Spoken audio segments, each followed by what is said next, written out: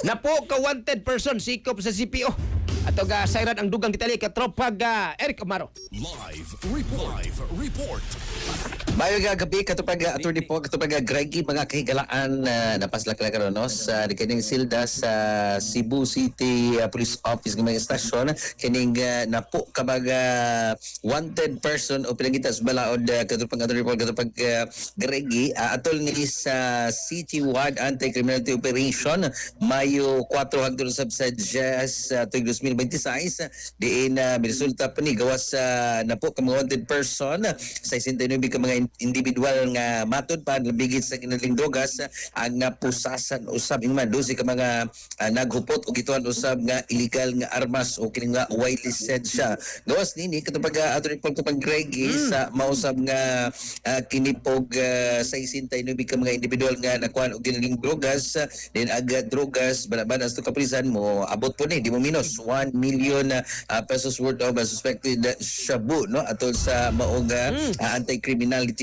campaign ang Cebu City Police Office CCP na pinanguluhan ni City Director Police Colonel George Ilanan nagkaniyan nga unmock accomplishment nagpakita lang ni sa di matrog usab nga commitment sa Cebu City Police Office sa pag-maintenance kapsay kalinaw pinag-usab sa agresibo nga law enforcement efforts Eric katropag attorney po sige na ta og panakop ani ginagmay ba nga drogas pero wa gyud na to na ugat ang ugat ani no.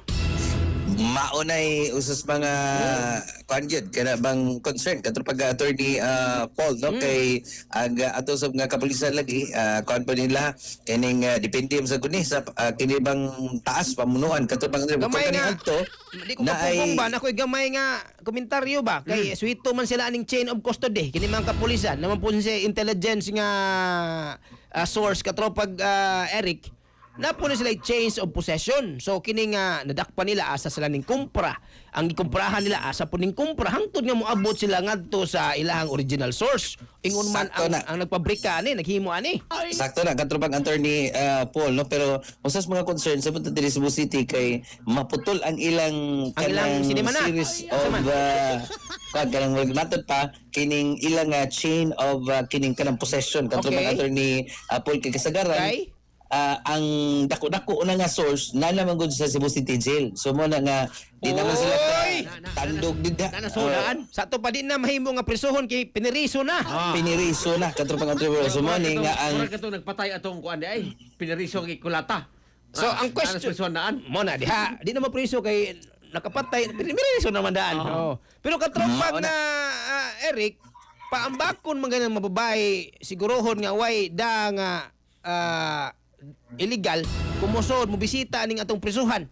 sakto Di na noon ma-control ng mga kining mga raw materials ug ingon man makahimang gigamit diaron nga makahimo sila illegal nga drogas. supposedly katupang attorney Paul katupang Greggy naa na sa gitog og maximum security no pero mani concern po lagi sa buntag musud na ang mga illegal sa buntag yung pagpalusot doon na mga konsabo diyan na masud ang kuan po da kini mga cellphones nga diin ang supposedly jail nga kana ingon mo katupang attorney Paul nga grabe yung seguridad controlled facility siya. Yes.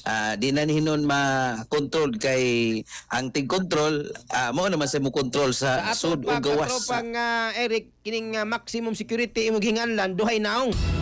Gisiguro sad nila nga ma-secure ang pag himo diha pagpabrika diha og illegal nga drogas kay mahimuta nga na sila gamay bahin.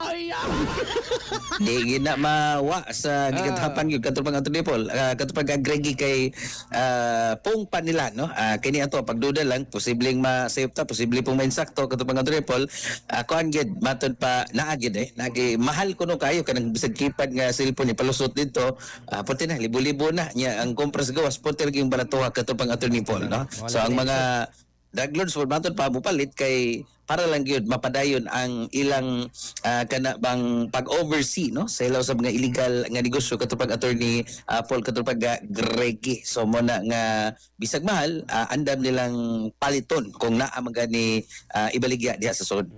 Hala sige daghang salamat katupag Eric. So ano ito kasikas gikan sa Dakbayan Subo in particular sa Tuga Cebu City Police Office CCPO mga katropa basta kamo da doon na may mga extra curricular basta activity diha mga kailan panahon sa kagabion kay kape, pangampisa mo, Santo Plus Cope Mix, makawas yung duka, makapakondisyon pa nyo kay good for the heart, memory, immune system, ang kape nga ginawa siya Health Incorporated. Santo Plus Cope Mix. Alang sa Gibusan Pilipino, para sa Pilipinas, inyong katropa, Eric Amaro, XFM News. XFM Report. Santon Plus Gold, mapalit sa mga butika sa inyong lugar.